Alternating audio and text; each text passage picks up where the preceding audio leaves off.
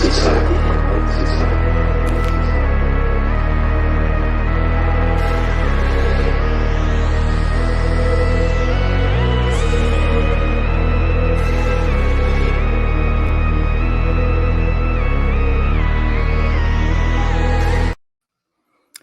what up? What up? Welcome to Lift Heavy Podcast. I'm Joe Roscoe, and it looks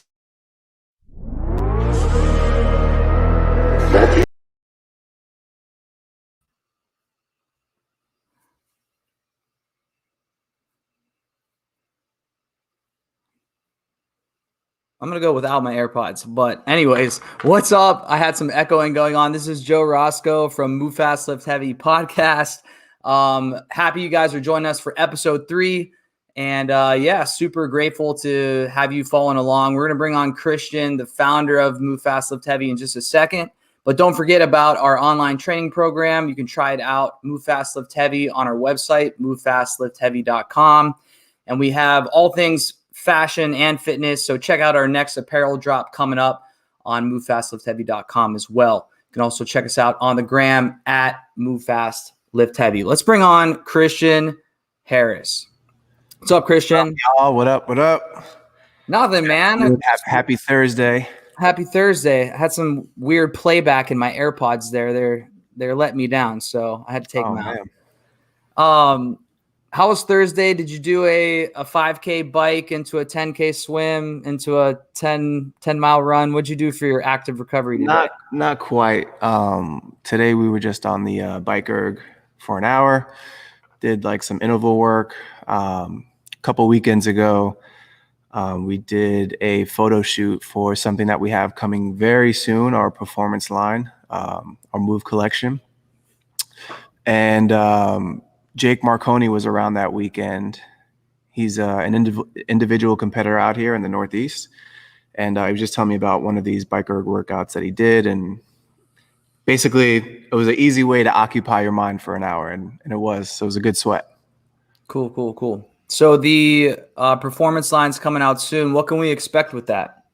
I don't want to give too many details. Okay.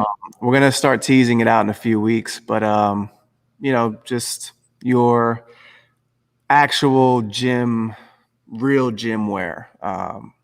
That's all I'm going to say. Okay, cool. All right, let's bring on our guest. So our guest is a 3-time CrossFit Game athlete. She's an entrepreneur, founder of Wags and Weights, which is also an apparel company, but you guessed it, definitely involves lots of dogs. We love the dogs up in here. I got actually one of their shirts on if you're watching us on YouTube. Let's bring on to the show Meg Reardon. Hey, Meg. How's it going? Oh, it's going so well. So good to see you. Great to see you. Hey there. Happy Thursday.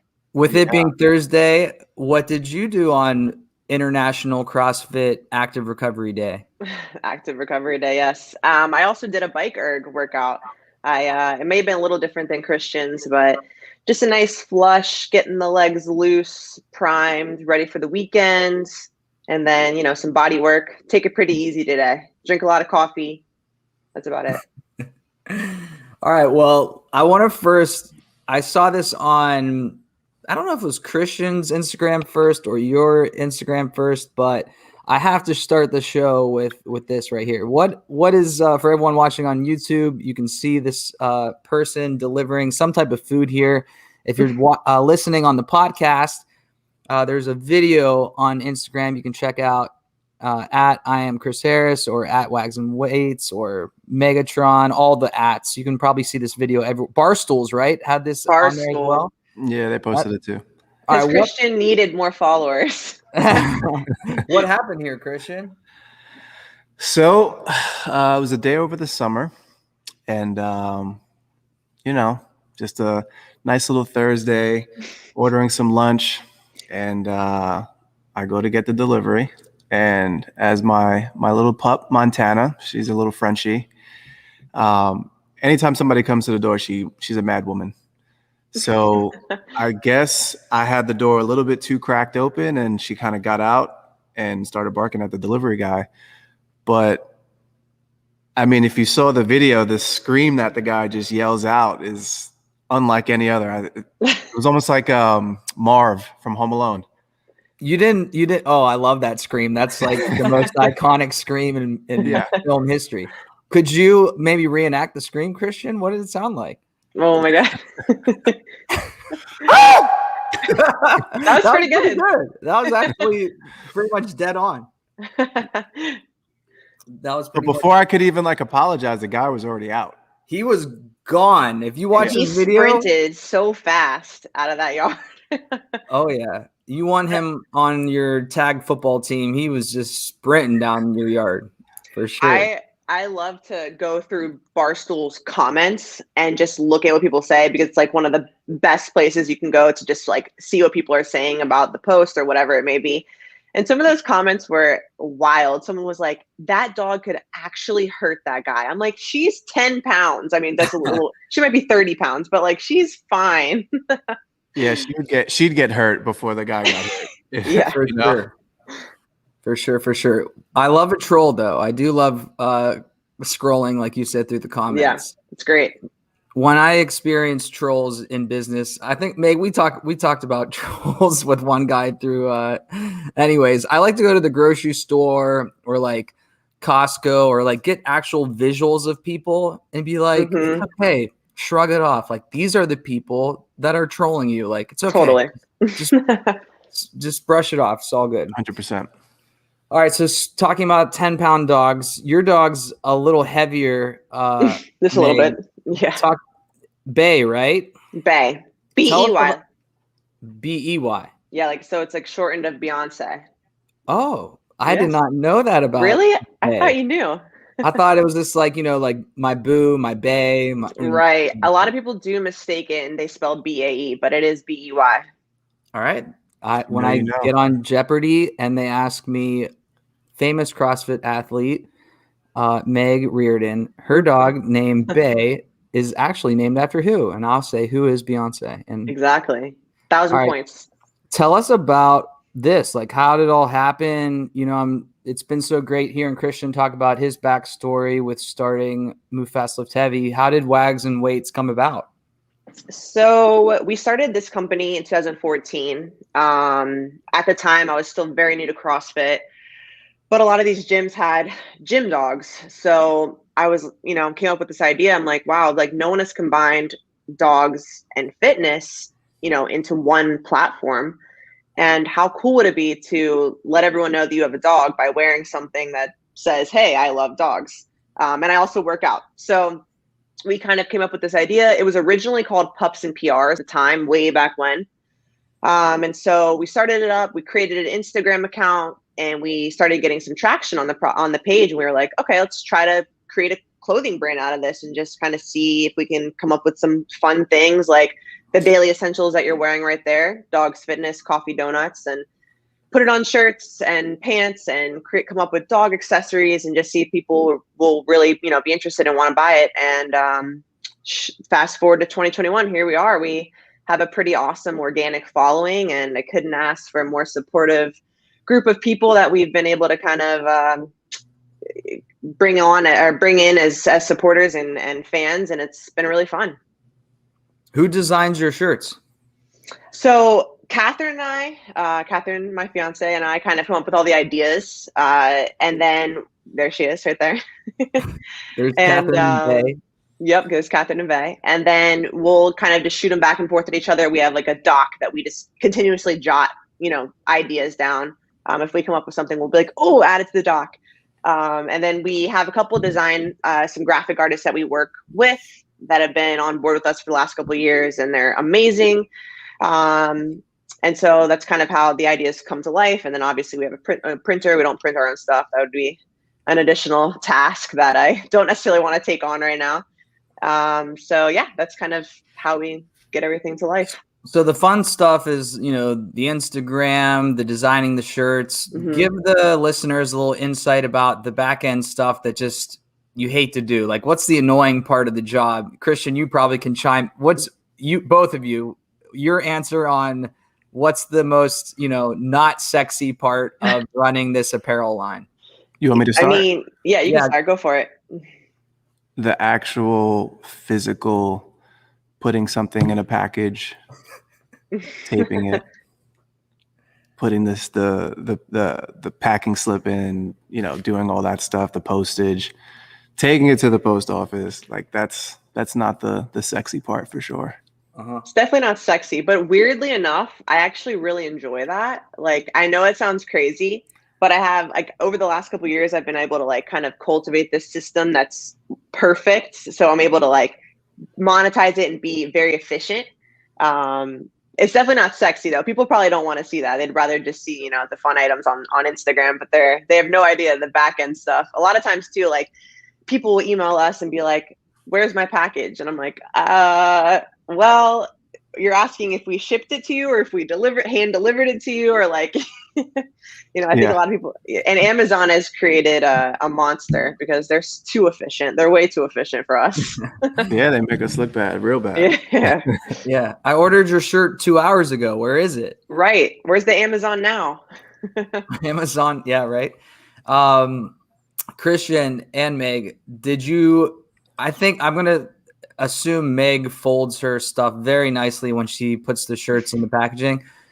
Christian, how much attention to detail did you spend on folding the shirt, putting it into the package?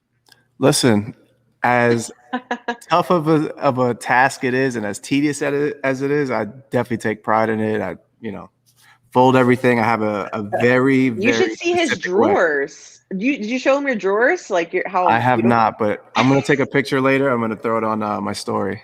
It's so good. It's a filing system. It's as efficient of a organized drawer as possible. For sure, 100%. Well, I had to ask because I'm the most ungifted person at folding anything. You would have fired me from the jump. So, all right, let's move on. Yeah, if y'all love dogs like I love them, check out Wags and Weights, Meg's company. Let's move on a little bit and start talking training, CrossFit Games, y'all training together. Let's start with that. Y'all just recently trained together. I think this was Christian saying that I totally won that, and Meg was like, I don't quite think so. How was it training together? It's been great. It's always fun and exciting to work alongside someone that is, either at that same level or even a little bit more fit than you, because it always just pushes you to tap into that extra gear that you don't always necessarily get into when you train solo. So it's always fun having her around. I agree. All right. So with the open coming up, what does your training look like right now, Meg? What are you focusing on to get prep for the open? We've been doing just a lot of Metcon style work, a lot of interval training. It's obviously looking a little different than it has in the past couple of years. It's kind of more what it used to be like when they first started the CrossFit Games, which is kind of cool to see that they're allowing this a much broader platform, and now people are kind of making it more inclusive, and these athletes are able to get out there. A lot of, like, I would say, like, regional level athletes that want to go out and compete and, like, maybe can't make it to the games or don't have aspirations to go to the games, but can, see where they stack up. So that's really exciting. But I'm excited to see where this year goes. I think it's going to be an interesting year, especially with, the pandemic still kind of going on. But it seems like they're definitely taking the right steps to and the end goal being the game. So they're trying to, do whatever it takes to get these athletes to the CrossFit Games, which is exciting. And I think it makes training more fun, knowing that we have, that to look forward to. For the structure of the open this year, where the initial window is pretty wide for you and Christian as top caliber athletes, having to just make the top 10% in the continent, has that adjusted your training where you might be doing a little bit more, I'll say, back in the day, regional-esque style training with the quarterfinal coming up? Are you almost not looking past the open, but keeping the quarterfinal even closer to your sights than you might in the past? Yeah, I mean, I think every stage is very important. The really nice thing about this first stage is that, especially coming back from an injury, I don't necessarily have to sell my soul like I would in the past in the open to try to qualify for the CrossFit Games. So this is like, a step in the right direction, kind of see where I am. Yes, we're still going to be pretty much training through it. We're not going to be tapering or anything like that. I'm going to try to only really do these workouts one time because that would be great to get it right the first time. And then obviously, yes, like my goal is to perform at my best for those quarterfinals to try to get a nice spot for a sanctioned event. What about you, Christian? I haven't talked to you about that yet, where, in the past, you might have just had to have been engine because of the 5-week open and the tight, cut. Now that the cut's a little bit loose, are you kind of doing more skilled or strength-based stuff than you might usually do during the open season? I would say that my situation is maybe a little bit different from Meg, only because I'm doing team and I don't really have any aspirations to go in individual. So I do still need to get my touches in on burpees and things like that, the body weight type of movements that I struggle with, because who knows what it could be 20 minutes of burpees. I mean, who knows, Let's hope not.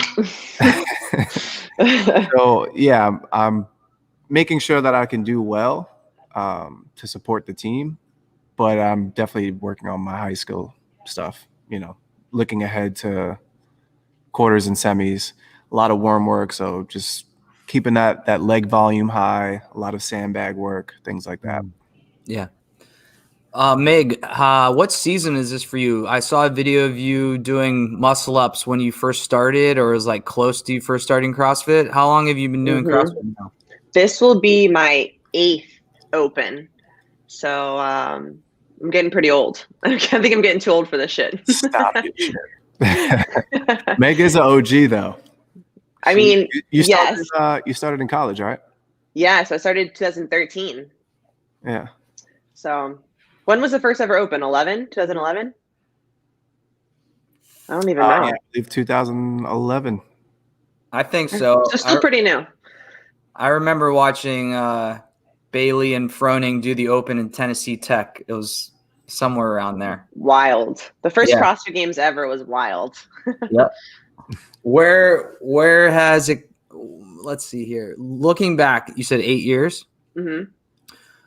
What's been like a turning point for you in those 8 years where you realized you could hit another level, or you realized like you had a greater potential than just kind of doing this to do it?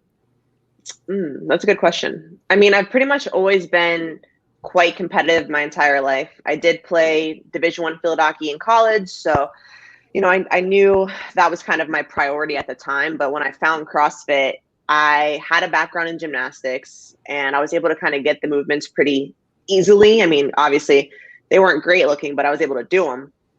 Catherine jokes all the time. She's like, your muscle ups looked better in 2013 than mine do now. She's just like joking around. But so, I mean, because I was able to kind of pick it up quickly, I felt like the need to want to get better instantly. So obviously I kind of used it more as like supplemental training while I was still playing field hockey in college. But once I stopped, I really had aspirations to want to compete. Like I didn't really know much about anything. I was just kind of like, I want to get out there and try to compete and see, where I stack against these other athletes. Yeah. If you weren't doing this CrossFit thing, what would you be doing as a profession?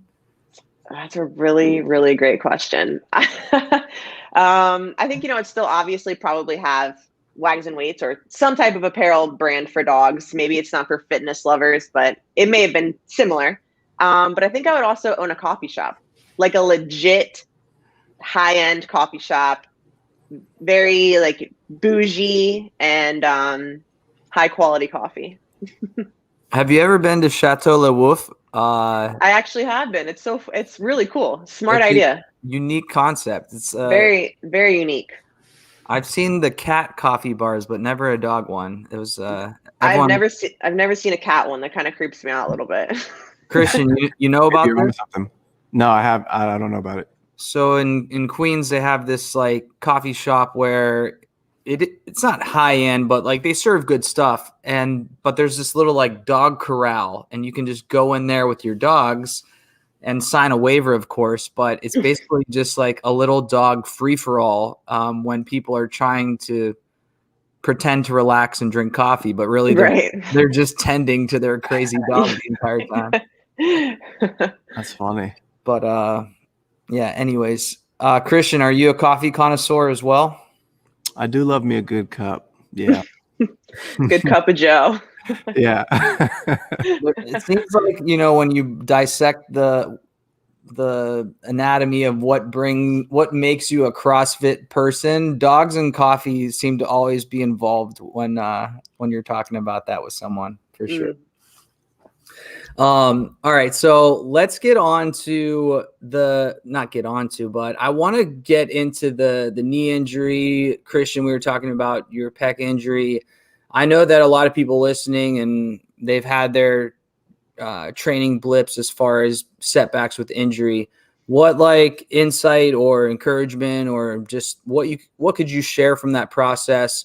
Because it is something that's pretty frustrating, and at first you just want to be like, F it. So talk about that recent journey with overcoming your knee injury.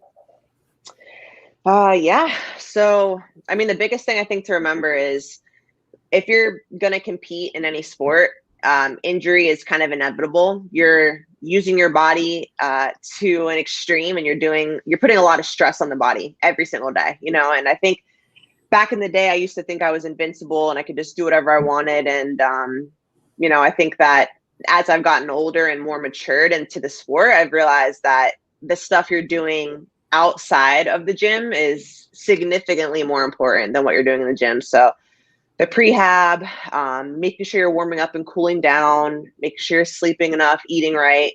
The stuff that seems to be so overlooked is far more important than the fitness that you're doing in the gym. And I've had some issues with my knees in the past, just a lot of weight bearing stuff just put stress and strain on the knees. But I was having this issue where I was getting a locking sensation in the bottom of a squat movement. So it would kind of lock, and I'd feel like I have to kind of unclick it in order to stand up. And I pushed through it for a while, and it was getting to the point where I was just a little too uncomfortable to do certain movements, especially in CrossFit. Unfortunately, you have to squat quite frequently. So I ended up getting it looked at, and they said it's just a piece of cartilage from wear and tear. So nothing actually super traumatic. I was expecting a tear somewhere, but they were like, you just have really bad cartilage under your kneecap, and it's most likely causing that locking sensation. So I kind of, for the next year, just tried to do rehab without actually going inside the knee and doing an invasive surgery. And it didn't work. So ultimately I had to make the decision to do a knee scope. Very, very minor. It was a 6 week turnaround as far as getting back to somewhat normal activity. And yeah, now I'm 4.5 months post-op, and starting, obviously it'll never feel the same, but it feels, as my mental coach would say, new and different. So it's been a challenge, but it's really made me grow as an athlete, and I've been able to overcome a lot of adversity, and it's also made me a lot smarter of an athlete. So my warm-ups have become more meticulous and a lot longer. So I got to get in the gym earlier to do those things. And, I don't overlook those things that I may have used to overlook in the past. Mm-hmm. Your mental coach. Mm-hmm. I'm beyond excited. Yeah. You just said that. Can you, cause the body only does what the mind will allow it. So totally. Let's talk about that. How's that been working with that coach? She's awesome. So her name's Dawn. She owns the company called Driven. Wow, I just forgot the name of it. Let me actually look it up because it's going to bother me now. But I started working with her about a month ago now. It's called Driven Mind Training. Sorry. It used to be Mentality WOD, but she's Driven Mind Training on Instagram. But I was following her for a little while, and I decided to reach out, especially post-op, because I started having these thoughts like, can I get under load again? Can I squat snatch heavy? Can I squat clean heavy? Is it going to feel weird? I used to say weird a lot. She tells me not to say that anymore. And so I reached out to her and started working with her. And so we pretty much do a weekly phone call where I'm just word vomiting anything I could think of, my thoughts, my feelings, emotions from the week, how training went. And then we'll actually dive into things like, okay, your knee felt new and different here. Here's what you can say to yourself, or here's what you can do to get past that.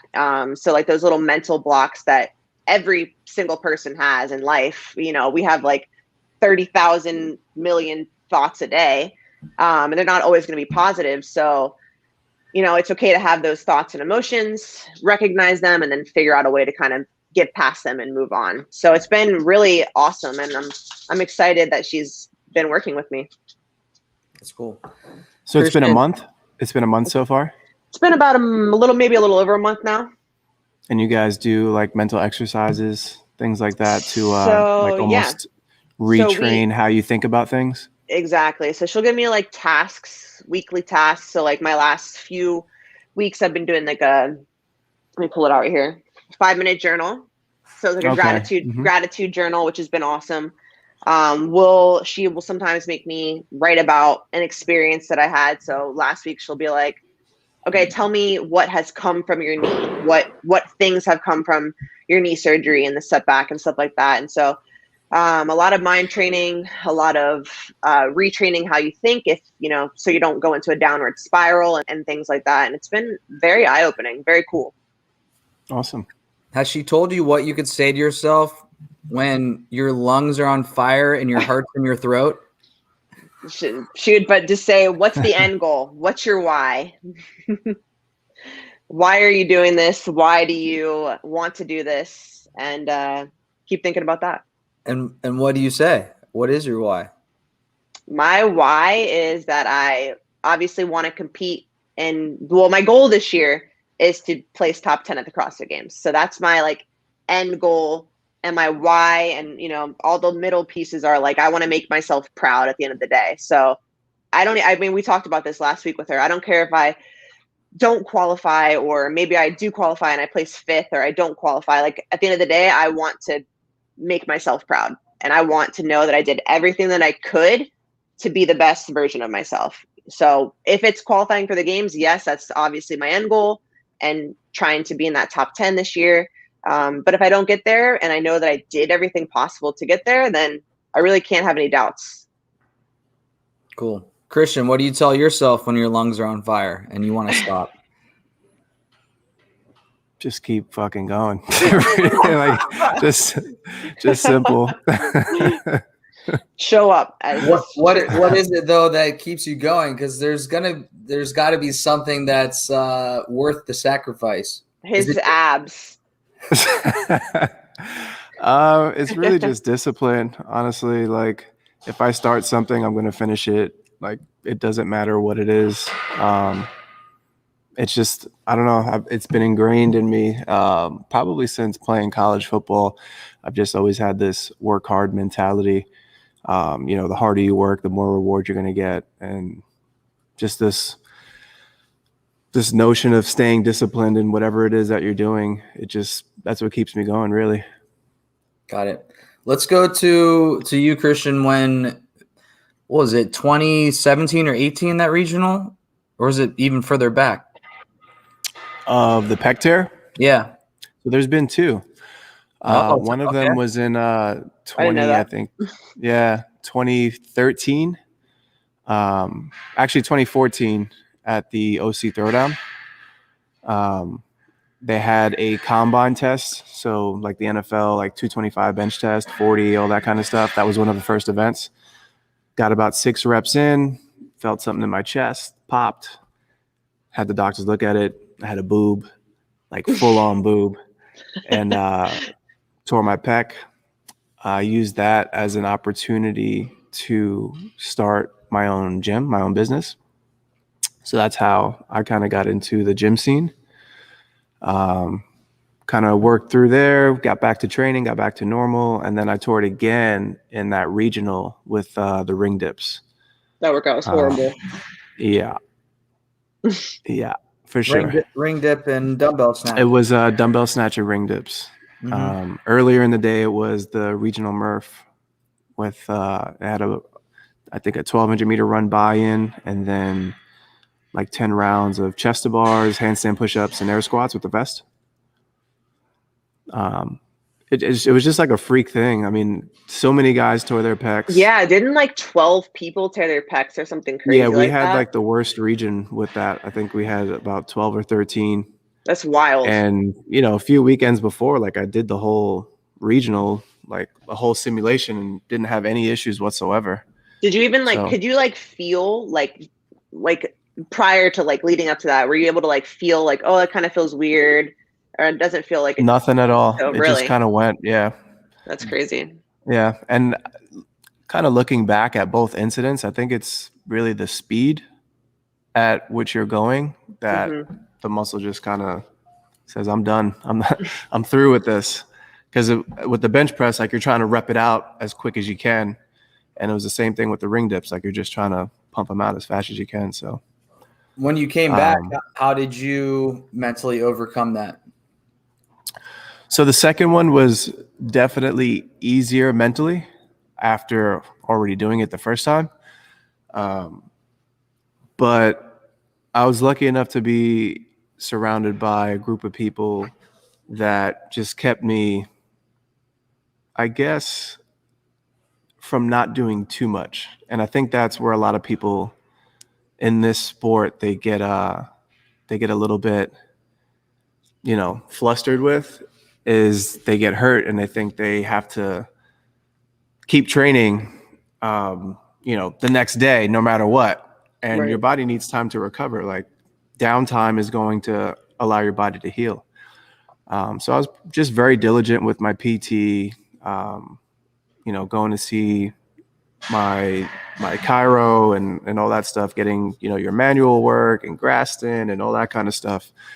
And it just helps with the recovery, keeping the nutrition in check, a lot of hydration, things like that. Low stress. Low stress. Oh, low stress. That's how do you, Meg, how do you keep your life low stress? Well, Catherine would probably disagree that I, or she would say that I'm always stressed. But I think, you know, having stress is a normal thing. It's just how you cope with it. So that's exactly why I got a mindset coach, because I was not good at it. And it's okay to admit that you're not good at it. You're not good at things. It's, you know, you kind of have to swallow your pride a little bit and be like, all right, I'm a stressed person. What can I do to fix it? So like for me now, it's like, okay, maybe it's taking a break from whatever I'm doing, walking away from the situation. Maybe it's putting my phone down for a second, especially because, as everyone knows here, business owners, you're on your phone literally all day long. And we each have multiple accounts that we're trying to run. So it's definitely stressful. It can, and you know, you also have internet trolls and people that just try to put you down all day long. So yeah, I mean, simple little tasks like that, I think just kind of resetting your brain are super important throughout the day. What about you, Christian? To stay stress-free? No, I agree with Meg that there's no such thing, and that, you know, it's more about how you accept it and move through it than how you avoid it or deny it's happening. So if you have any ways you go about handling it. Yeah, for me, one of the greatest things is exercise. You know, if I don't get my workout in first thing in the morning, I definitely can tell a difference in my mood for the rest of the day. He's cranky. Very cranky. So for me, movement in some capacity is just very important for me every day, even if it's 20 to 30 minutes, just on a bike, going at no particular pace at all. Just like my body needs to move every day. Otherwise I feel like I'm going crazy. Yeah. I feel like a lot of people can relate to that, myself included. Yeah, definitely. All right, let's do something fun. So, Meg, the open. What is your dream open workout? You get to make the workout. What's it going to be? I feel like I would like her workout. This workout you're going to place first in the world in. What's first in the world? Yeah, like it's your workout. It's your any movements, right? Anything. Not like just traditional open stuff. Probably. This is going to sound crazy. Probably like 20 legless rope climbs into 30 ring muscle ups for time or something, where it's just like straight capacity and grip and pull, no pushing whatsoever. But also in a time domain where it's like less than 20 minutes. So I'm gonna call a legless rope climb gymnastics. So you're gonna pick 2 gymnastics movements, and that's it for Pulling gymnastics movements. What's that? Yeah, 2 pulling, no pulling pressing, no. I don't want to be slow, so no strict handstand push-ups. You're so strong though. You don't want like hang power cleans. You know what? I used to want those until my knees now have mad arthritis in them. So, so I would okay, if it's a hang power movement, maybe, but I want to try to stay away from squatting. only to preserve the knees a little bit longer here. All right, and then the flip on that is what's the open workout you never want to see? Well, if my mindset coach were watching this, she would say that I should never say this because I should always want to be attacking every weakness workout that I have. Okay. But if it was one where I'm like maybe a little bit concerned or hesitated going into it, it'd probably be something with a push movement, like a strict handstand push-up. I've come a long way in the last couple of years, but it's still something that's a work in progress for me for sure. Cool. All right, Christian, you make the workout, what's going to be? I want to do thrusters and rowing, 95 pounds, nothing Gross. crazy. Like basically repeat that open workout, that final one from a few years ago. Yeah, it was what, 28, 21? 27, 21, 59. 27, sorry. Yeah. Yeah. And then finish with like a 1 rep max snatch. Okay. Something like that. All right, and then if what was your mental coach's name? What was her name? Dawn. If Dawn wasn't listening, what would you not want to see in the open? 20 minutes of burpees. Basically, exactly that rep scheme I just said, but strict handstand push-ups, burpees, and like a push press. Ugh. Yeah, that sounds horrible. All right. Well, that's all I have for the open. That's really all I have to talk about. I mean, there's much more, but it would be a 3-hour podcast instead of around 45 minutes. Christian, let me try something real quick with Meg. There we go. Okay. Uh-oh. Let's see it. We're just gonna spitfire here. You ready? What? We're just gonna spitfire here. Would you rather move fast or lift heavy? Move fast. Okay. Coffee or pre-workout? Coffee. What is your favorite current sneaker at the moment? Doesn't have to be a CrossFit shoe. It could be anything. An UGG. I wear them all the time. Okay. Favorite brunch food? Pancakes. I'm with you on that. Lots of syrup. One exercise for the rest of your life. Ooh. Rowing. That's keeps you in shape. Unique one. I like that. It keeps you in shape, then you don't you're still getting a little bit of body pumping. True that. I don't know. I'm good with that. That's all I got. All right, I love that Spitfire. I love that. Y'all are, speaking of coffee connoisseurs, y'all are always talking about brunch. So your pancake as well, Christian? Of like the dessert brunch stuff? Yeah, pancakes. Pancakes? Yeah. What about you? What about you, Roscoe? Do donuts count? Definitely. Yeah, I think they count. This is my life. I would think that counts. When Meg made the shirt, she was like, it spoke to you. Yeah. I should have bought 7 so I could wear one every day. So. All right, Meg. Well, thanks for being on the podcast with us. And good luck in the 2021 CrossFit Games season. Thank you. Thanks for spending your rest day with us. Thank you. Thanks for having me, guys. Bye. All right, CH, there's another one in the books. Any last words for the people watching or listening out there? No, not really. I mean, definitely keep your eye out for Meg, though. She's coming off of an injury, and I think she has a little chip on her shoulder. I was trying to get her on my team for this year, so I'm a little upset about that, but definitely look out for her in this year's CrossFit season. Yeah. The shark, right?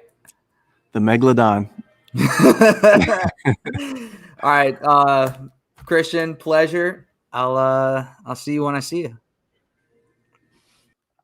All right, everyone. Thanks again for listening to Move Fast, Lift Heavy podcast. I'm Joe Roscoe.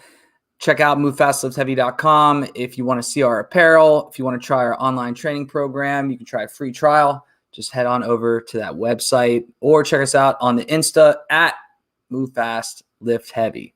All right.